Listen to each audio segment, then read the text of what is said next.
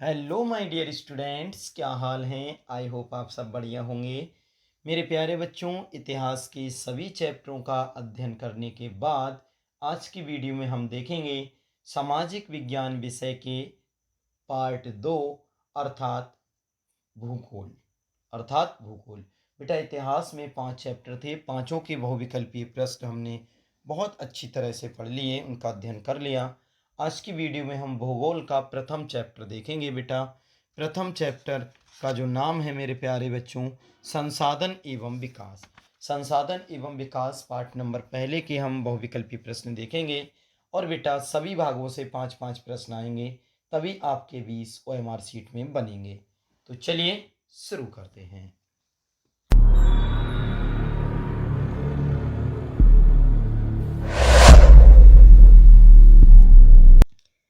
पहला प्रश्न है मेरे प्यारे बच्चों, बहुविकल्पीय प्रश्न, और उसके बाद में है 1 अंक एक सही विकल्प चुनिए।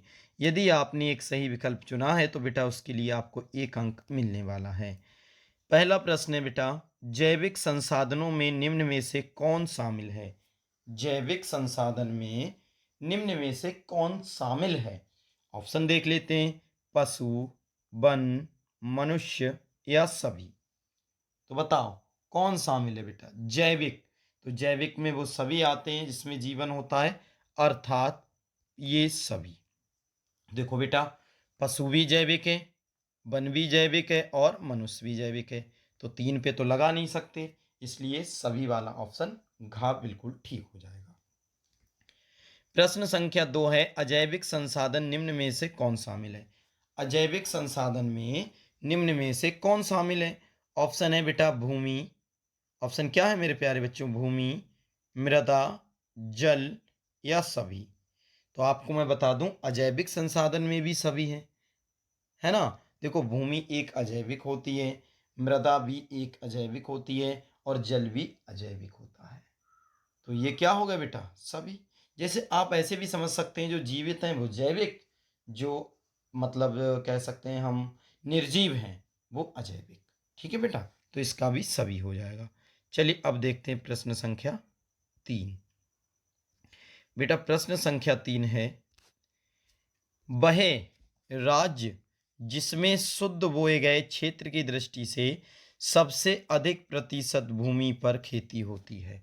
बताओ, वह कौन सा राज्य है जिसमें बोए गए क्षेत्र की दृष्टि से सबसे अधिक प्रतिशत भूमि पर खेती होती है। कुछ चीज बोए जाते हैं, बीज वगैरह, तो सबसे ज़्यादा खेती किसमें होती है बोकर। तो ऑप्शन है बेटा पंजाब और हरियाणा, उत्तर प्रदेश और बिहार, बंगाल और छत्तीसगढ़, गुजरात और तमिलनाडु। पंजाब और हरियाणा, उत्तर प्रदेश और बिहार, बंगाल और छत्तीसगढ़, गुजरात और तमिलनाडु। बताओ कौन सा राज्य है।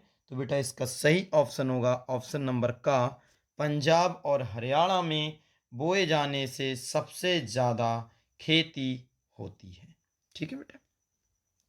प्रश्न संख्या 4 देखते हैं, सतत पोषणीय विकास क्या है। सभी प्रश्नों को ढंग से और मेहनत से पढ़ेंगे, ठीक है बेटा। सतत पोषणीय विकास क्या है। ऑप्शन का है बेटा सतत विकास होते रहना। ऑप्शन खा है विकास तो हो लेकिन पर्यावरण का किसी भी प्रकार का नुकसान ना हो। कितनी अच्छी बात है। ऑप्शन नंबर गा है, विकास में किसी तरह की बाधा उत्पन्न ना होना। और ऑप्शन नंबर घा है, कई वर्षों से होने वाला विकास। बताओ बेटा, सतत पोषणीय विकास क्या होगा। तो आपको मैं बता दूं, इसमें ऑप्शन नंबर खा बिल्कुल ठीक होने वाला है। विकास तो हो लेकिन पर्यावरण का किसी भी प्रकार का नुकसान ना हो। पता चले हम विकास कर रहे हैं, पर्यावरण को बर्बाद कर दिए, जैसे सभी जंगल पेड़ पौधे रोड किनारे के सब काट दिए और फिर कहा हमने बहुत अच्छा फर्नीचर बनाया। तो बेटा ऐसा विकास नहीं चाहिए जिससे पर्यावरण को नुकसान हो जाए। ठीक है, चलिए अब बढ़ते हैं प्रश्न संख्या 5 की तरफ मेरे प्यारे बच्चों। प्रश्न संख्या 5 है, पूर्वी तट के पूर्वी तट के नदी डेल्टाओं पर पाई जाने वाली मृदा कौन सी है। पूर्वी तट के नदी डेल्टाओं पर पाई जाने वाली मृदा है या कौन सी है। ऑप्शन है रेतीली मृदा, पर्वतीय मृदा, जलोढ़ मृदा या काली मृदा।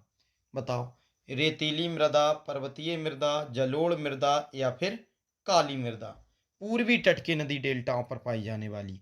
तो इसका सही जवाब हो जाएगा ऑप्शन नंबर ग, ऐसी भूमि जो जोतने योग्य नहीं है। सॉरी बेटा, ऊपर वाले का जवाब देना है, मैंने छठे का दे दिया। तो पांचवें का सही जवाब हो जाएगा ऑप्शन नंबर ग, जलोढ़ मृदा। क्या हो जाएगा बेटा? जलोढ़ मृदा। पूर्वी तट के नदी डेल्टा पर पाई जाने मृदा वाली मृदा जलोढ़ मृदा है। अगला प्रश्न है छठा, उत्खात भूमि कैसे होती है? उत्खात भूमि कैसी होती है? ऑप्शन है बेटा, ऐसी भूमि जो पठारी भागों में बंजर होती है। खुदी भूमि को उत्खात भूमि कहा जाता है। ऐसी भूमि जो जोतने योग्य नहीं रहती। ऑप्शन घ है, पहाड़ी भागों में भूस्खलन वाले क्षेत्र। बताओ तो छठे का कौन सा जवाब सही हो जाएगा? तो बेटा जवाब नंबर ग ठीक हो जाएगा, ऐसी भूमि जो जोतने योग्य नहीं रहती, उसे कहते हैं बेटा उत्खात भूमि। ठीक है। प्रश्न देखते हैं सातवां, मृदा निम्न में से किस प्रकार का संसाधन है? मृदा जो है बेटा वो निम्न में से किस प्रकार का संसाधन है? ऑप्शन है जैव संसाधन, अन्वीकरण योग्य संसाधन, नवीनीकरण योग्य संसाधन, संभावी संसाधन। बताओ तो मृदा किस प्रकार का संसाधन है? तो बेटा इसका सोच समझ के जवाब देना। चलो मैं बता दे रहा हूं, नवीकरण योग्य संसाधन मृदा है बेटा। मृदा किस प्रकार का संसाधन है? तो ऑप्शन नंबर का बिल्कुल ठीक हो जाएगा, नवीकरण योग्य संसाधन। चलिए अब देखते हैं बेटा आठवां नंबर का प्रश्न। आठवें नंबर का प्रश्न है मेरे प्यारे बच्चों, ध्यान से देखेंगे। आठवें नंबर का प्रश्न है, निम्न में से कौन सा तत्व मृदा निर्माण की प्रक्रिया को निर्धारित नहीं करता है? निम्न में से कौन सा तत्व मृदा निर्माण की प्रक्रिया को निर्धारित नहीं करता है? ऑप्शन है संस्तर सेल, वनस्पति, जनक सेल या फिर खनिज। संस्तर सेल, वनस्पति, जनक सेल या फिर खनिज, कौन सा निर्धारित नहीं करता है? बताओ बेटा। तो इसका सही जवाब ऑप्शन नंबर घ हो जाएगा, खनिज। क्या नहीं करता है बेटा? खनिज नहीं करता है। चलिए प्रश्न देखते हैं नमा, नदियों द्वारा लाए गए अवसाद से निर्मित मृदा है। नदियों द्वारा लाए गए जो अवसाद होता है उससे बनी हुई मृदा या उससे निर्मित मृदा कौन सी है? ऑप्शन है बेटा पर्वतीय मृदा, रेतीली मृदा, जलोढ़ मृदा या काली मृदा। बताओ बेटा नदियों द्वारा लाए गए अवसाद से कौन सी मृदा का निर्माण होता है? तो आप कहेंगे जलोढ़ मृदा। अरे बड़ा सिंपल है बेटा नदी में क्या होता है? जल, और जल से जलोढ़। नदी में क्या होता है? जल, और नदियां लाती हैं जल, तो जल से बन गई जलोढ़ मृदा। चलिए अब देखते हैं प्रश्न संख्या 10, मोस्ट इंपोर्टेंट। निम्न में से कौन सी जलोढ़ मृदा की विशेषता नहीं है? याद रखना बेटा ऐसे भी प्रश्न आपके बोर्ड एग्जाम में बने हैं। निम्न में से कौन सी जलोढ़ मृदा की विशेषता नहीं है? ऑप्शन नंबर का है जलोढ़ मृदाएं बहुत उपजाऊ होती हैं। ऑप्शन नंबर खा है अधिकतर जलोढ़ मृदाएं पोटास, फास्फोरस और चूना युक्त होती हैं। ग है जलोढ़ मृदा में रेत, सिल्ट और मृत्तिका पाए जाते हैं। ऑप्शन नंबर घ है यह कपास के लिए उपयुक्त है। बताओ सोच समझ के जवाब देना, और बहुत ही बेहतरीन है, बहुत बढ़िया बेटा। यह कपास के लिए उपयुक्त है, ये जवाब बिल्कुल ठीक है, यह कपास के लिए उपयुक्त है। निम्न में से कौन सी जलोढ़ मृदा की विशेषता नहीं है? तो ये कपास के लिए उपयुक्त है बेटा, ये कपास के लिए उपयुक्त नहीं होती है। ठीक है, तो इसमें नहीं पूछा है ना बेटा, नहीं, तो ऐसा ऑप्शन लगाएंगे जो नहीं है, तो ये कपास के लिए उपयुक्त है ही नहीं, तो ऑप्शन नंबर घ बिल्कुल ठीक हो जाएगा। चलिए अब देखते हैं प्रश्न संख्या 11। प्रश्न संख्या 11 है, ध्यान से देखेंगे। प्रश्न नंबर 11 है बेटा, संसाधनों को स्वामित्व के आधार पर निम्न में से किस वर्गों में वर्गीकृत किया गया है? संसाधनों को स्वामित्व के आधार पर निम्न में से किस वर्गों में वर्गीकृत किया गया है? ऑप्शन देखते हैं। ऑप्शन नंबर का है प्राकृतिक और मानव निर्मित संसाधन, खा है जैव और अजैव संसाधन, गा है बेटा नवीकरण योग्य और अनवीकरण योग्य संसाधन, और ऑप्शन नंबर घ है निजी, सामुदायिक, राष्ट्रीय और अंतर्राष्ट्रीय संसाधन। तो बताओ संसाधनों को स्वामित्व के आधार पर किस वर्गों में वर्गीकृत किया गया है बेटा? तो इसका सही जवाब ऑप्शन नंबर घ हो जाएगा, निजी, सामुदायिक, राष्ट्रीय और अंतर्राष्ट्रीय संसाधन। ठीक है बेटा, चलिए अब देखते हैं प्रश्न संख्या 12। विकास के आधार पर संसाधनों का कौन सा वर्गीकरण किया गया है? विकास के आधार पर संसाधनों का कौन सा वर्गीकरण किया गया है? तो बेटा ऑप्शन है जैव और अजैव विकास, नवीकरण योग्य और अनवीकरण योग्य संसाधन, राष्ट्रीय और अंतर्राष्ट्रीय संसाधन, संभावी, विकसित भंडार तथा संचित संसाधन। बताओ बेटा विकास के आधार पर कौन सा वर्ग बनाया गया है या संसाधनों को कौन से वर्गीकरण किया गया है? तो इसका सही जवाब हो जाएगा मेरे प्यारे बच्चों ऑप्शन नंबर घ, संभावी, विकास भंडार तथा संचित संसाधन। चलिए अब देखते हैं मेरे प्यारे बच्चों प्रश्न संख्या 13। प्रश्न संख्या 13 भी काफी महत्वपूर्ण है बेटा, ध्यान से देखेंगे इन्हें भी। तो प्रश्न संख्या 13 है, प्रश्न संख्या 13 है मेरे प्यारे बच्चों, निम्न में से कौन सा कथन सत्य नहीं है? निम्न में से कौन सा कथन सत्य नहीं है? सत्य नहीं है का मतलब असत्य है। कौन सा है सत्य नहीं है? पहला है बेटा पुरानी जलोढ़ मिट्टी को बांगर कहा जाता है। खा नंबर का है नई जलोढ़ मिट्टी को खादर कहा जाता है। और ऑप्शन नंबर का है जलोढ़ मिट्टी पर्वतों की तलहटी पर बने मैदानों जैसे द्वार, चो क्षेत्र और तराई में आमतौर पर पाई जाती है। और घा है जलोढ़ मृदा कपास के लिए उपयुक्त होता है। तो बता बेटा इसका कौन सा सही होगा? तो इसका घा वाला बिल्कुल ठीक हो जाएगा, मतलब जलोढ़ मृदा कपास के लिए उपयुक्त नहीं होती है। और यही बात अभी कुछ पहले प्रश्न में करी थी। ठीक है बेटा, तो इसमें नहीं पूछा है तो यही नहीं है, जलोढ़ मृदा कपास के लिए उपयुक्त नहीं होती। चलिए अब देखते हैं बेटा 14वां प्रश्न। 14वां प्रश्न क्या है ध्यान से देखेंगे। 14वां प्रश्न है निम्न में से कौन मरुस्थलीय मृदा की विशेषता नहीं है? ऐसे प्रश्न अवश्य आएंगे बेटा। निम्न में से कौन मरुस्थलीय मृदा की विशेषता नहीं है? ऑप्शन है बेटा मरुस्थलीय मृदाओं का रंग लाल और भूरा होता है। ये मृदाएं आमतौर पर रेतीली और लवणीय होती हैं। कुछ क्षेत्रों में नमक की मात्रा इतनी अधिक होती है कि झीलों से जल बाष्पीकृत करने खाने का भी नमक बनाया जाता है। और ऑप्शन नंबर घ है मरुस्थलीय मृदा काफ़ी उपजाऊ होती है।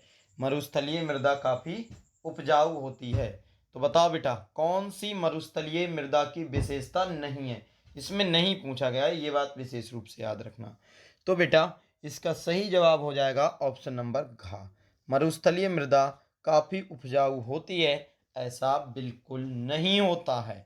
ठीक है, अब देखते हैं सबसे ज़्यादा आने वाला प्रश्न जो 2020-23 में आया हुआ है। प्रश्न संख्या 15 क्या है? निम्नलिखित में से किस राज्य में काली मिट्टी पाई जाती है? इंपॉर्टेंट लगा ही लें क्योंकि कई बार आया हुआ है बेटा। ठीक है, निम्नलिखित में से किस राज्य में काली मिट्टी पाई जाती है? ऑप्शन है बेटा झारखंड, गुजरात, राजस्थान या फिर बिहार। झारखंड, गुजरात, राजस्थान या बिहार कहाँ पर या किस राज्य में काली मिट्टी पाई जाती है बेटा? तो इसका सही जवाब ऑप्शन नंबर ख हो जाएगा, गुजरात में। कहाँ पाई जाती है? गुजरात में। कैसी मिट्टी? काली मिट्टी। ठीक है बेटा, चलिए अब देखते हैं मेरे प्यारे बच्चों प्रश्न संख्या 16। प्रश्न संख्या 16 क्या है बेटा? सब आए हुए प्रश्न मिलेंगे, अब ध्यान से सुनते रहें। प्रश्न संख्या 16 है लाल पीली मिट्टी पाई जाती है। लाल पीली मिट्टी कहाँ पाई जाती है? जरा ध्यान से बताएंगे। तो बेटा ऑप्शन नंबर का है दक्कन के पठार में, मालवा प्रदेश में, ब्रह्मपुत्र घाटी में या थार रेगिस्तान में। लाल पीली मिट्टी कहाँ पाई जाती है? दक्कन के पठार में, मालवा प्रदेश में, ब्रह्मपुत्र घाटी में या थार रेगिस्तान में। तो बेटा ये 16वें प्रश्न का सही जवाब ऑप्शन नंबर ख हो जाएगा, मालवा प्रदेश में। ये 2020 में आया हुआ प्रश्न है बेटा, और ये कहाँ पाई जाती है? मालवा प्रदेश में। चलिए अब देखते हैं प्रश्न संख्या 17। पर्वतों पर मृदा अपरदन का साधन है। पर्वतों पर मृदा अपरदन का साधन है, ये बेटा 2020 में आया हुआ प्रश्न है। बताओ मेरे प्यारे बच्चों इसका सही जवाब क्या होगा? पहले ऑप्शन देख लेते हैं, फिर सही जवाब पहचानने की कोशिश करेंगे। ठीक है, ऑप्शन है बेटा पवन, हिमनद, जल और पशुचारण। पर्वतों पर मृदा अपरदन का साधन है। बताओ, पवन है, हिमनद है, जल है या फिर पशुचारण है? तो बेटा 17वें प्रश्न का सही जवाब ऑप्शन नंबर ग होगा, जल। क्या है बेटा? जल। पर्वतों पर मृदा अपरदन का कारण मुख्य रूप से क्या है बेटा? जल है। चलिए अब देखते हैं बेटा 18वें नंबर का प्रश्न। 18वें नंबर का प्रश्न है बेटा, भूमि एक, फिर fill in the blanks, fill बेटा रिक्त स्थान है। भूमि एक संसाधन है। अब बताओ इसमें क्या भरा जाएगा? 2020 में आया है। क्या भूमि एक प्राकृतिक संसाधन है? भूमि एक मानव निर्मित संसाधन है? भूमि सौर ऊर्जा से निर्मित है? उपयुक्त में से कोई नहीं। तो इसका जवाब बहुत सिंपल है, आप सभी लोग बहुत आसानी से दे सकते हैं। भूमि को किसी ने बनाया थोड़ी नहीं बेटा, वो एक प्राकृतिक संसाधन है। तो क्या इसका सही जवाब है? भूमि एक प्राकृतिक संसाधन है। चलिए अब देखते हैं बेटा 19वां प्रश्न।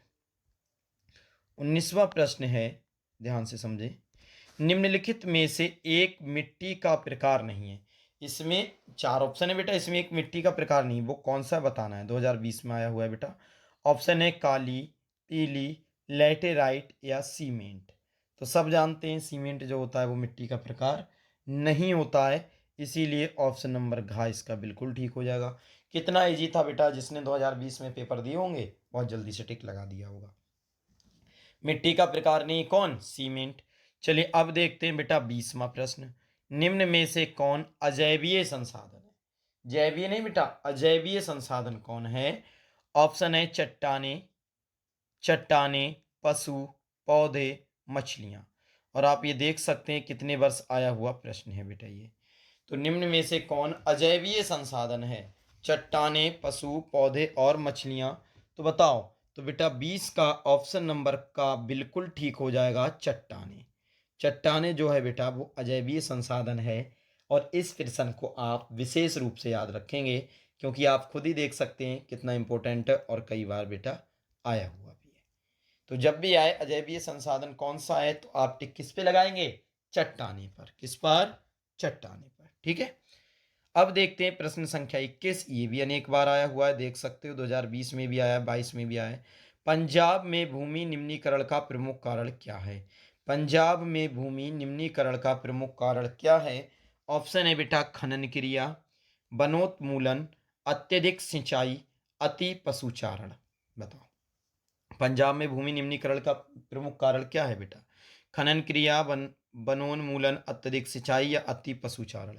तो बेटा 21 का सही जवाब ऑप्शन नंबर ग हो जाएगा, अत्यधिक सिंचाई। अत्यधिक सिंचाई से पंजाब में निम्नीकरण का प्रमुख कारण हैगा।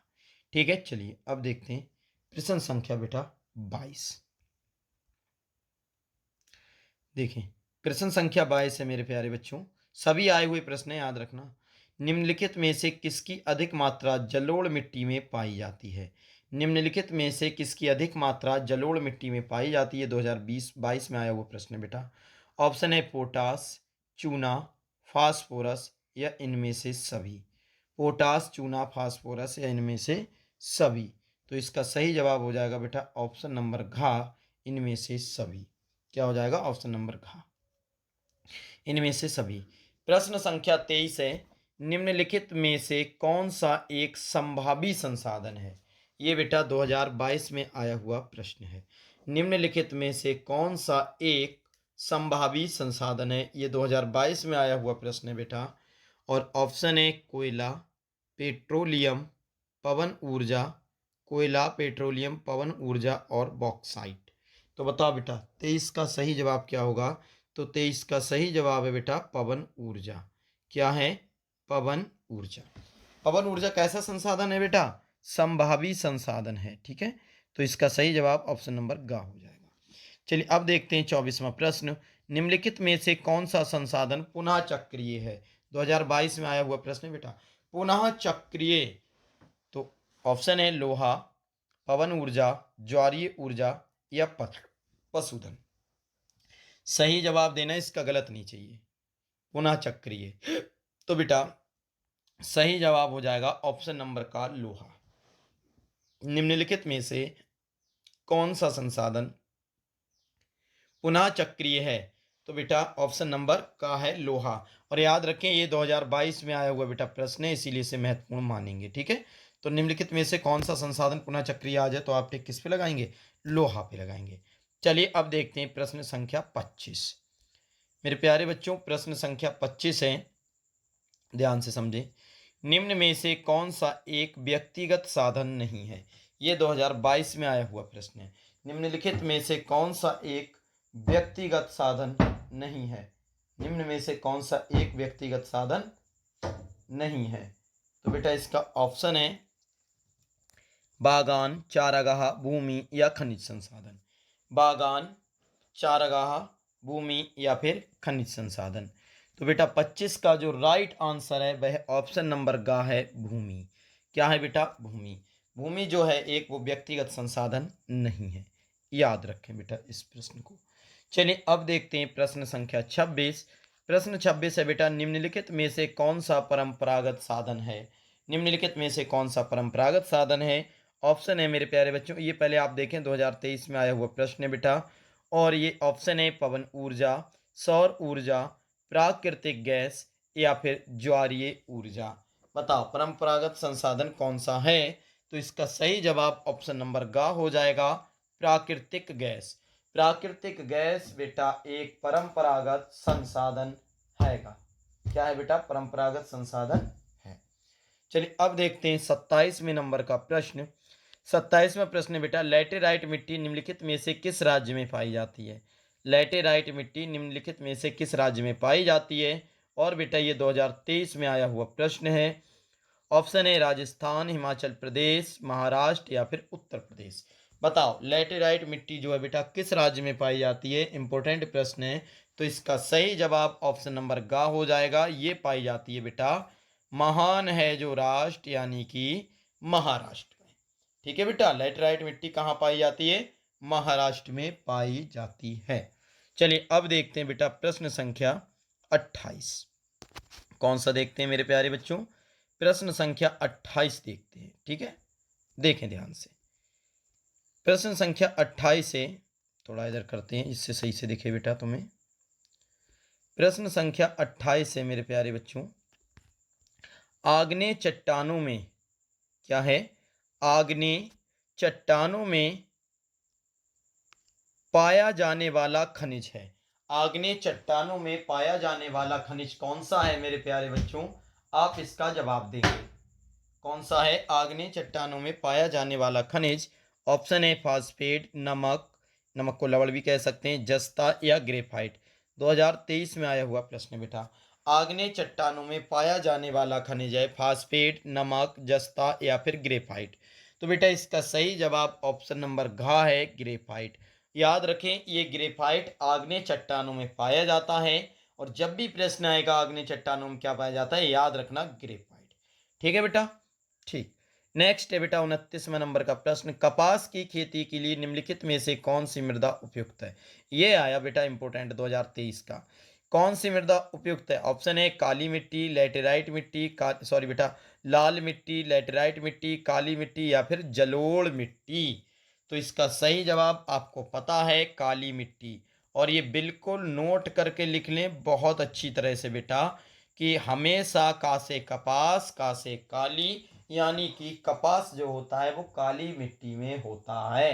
अच्छी तरह से का से कपास, का से काली मिट्टी, आप इस प्रकार से इसे याद रख सकते हैं। ठीक है बेटा, चलिए अब देखते हैं 30वें नंबर का प्रश्न। कौन सा बेटा? 30वें नंबर का प्रश्न। चलिए 30वां प्रश्न देखते हैं, काफ़ी महत्वपूर्ण प्रश्न है और काफ़ी अच्छा प्रश्न है क्योंकि 2023 में आया हुआ भी है। ठीक है बेटा, 30वें नंबर का है, निम्नलिखित में से किस राज्य में लाल मिट्टियां पाई जाती हैं? निम्नलिखित में से किस राज्य में लाल मिट्टियां पाई जाती हैं? लाल लाल मिट्टी की बात हो रही है बेटा, 2023 में आया हुआ प्रश्न है। ऑप्शन है बेटा गुजरात, उड़ीसा, पंजाब, उत्तर प्रदेश। बताओ किस राज्य में बेटा लाल मिट्टी मिलती है? गुजरात, उड़ीसा, पंजाब या फिर यूपी अर्थात उत्तर प्रदेश। तो इसका सही जवाब है बेटा ऑप्शन नंबर घ, लाल मिट्टी उत्तर प्रदेश में पाई जाती है। याद रखें लाल मिट्टी कहाँ पाई जाती है? उत्तर प्रदेश में पाई जाती है। और हमारी वीडियो का अंतिम प्रश्न 31वां, निम्नलिखित में से कौन सा जैव संसाधन है? निम्नलिखित में से कौन सा जैव संसाधन है? बेटा 2023 में आया हुआ प्रश्न है। ऑप्शन है लोहा, मत्स्य उद्योग, तांबा या फिर चट्टानें। लोहा, मत्स्य उद्योग, तांबा या फिर चट्टानें। जैव संसाधन बताओ। तो जैव संसाधन मैंने क्या कहा था? जो सजीव होते हैं, जिनमें जान होती है, जीवन होता है। और आप समझ सकते हैं लोहा क्या सजीव है, इसे इतना कूटते हो ना। चट्टाने ना तांबा, केवल मत्स्य उद्योग। मत्स्य का अर्थ होता है बेटा मछली उद्योग, मछली में तो जीवन होता है ना, जान होती है ना, प्राण होते हैं ना, तो इसीलिए मत्स्य उद्योग जो हो गया बेटा जैव संसाधन हो गया। तो ये थे बेटा हमारे भूगोल में पहला चैप्टर, संसाधन और विकास के क्या कहते हैं बेटा, ऑब्जेक्टिव प्रश्न। संसाधन और विकास के बहुविकल्पी प्रश्न थे। 31 प्रश्न पहले चैप्टर में, इसमें से कोई ना कोई प्रश्न आपको बोर्ड एग्जाम में अवश्य मिलेगा, इसलिए कोई भी प्रश्न छोड़ना नहीं है, मेहनत से इसकी तैयारी करना है। 2-3 बार वीडियो देखेंगे बेटा तैयार हो जाएगा। ठीक है दोस्तों, चलिए मिलते हैं किसी नेक्स्ट वीडियो में, तब तक लिए थैंक्स फॉर वॉचिंग। जय हिंद, जय भारत।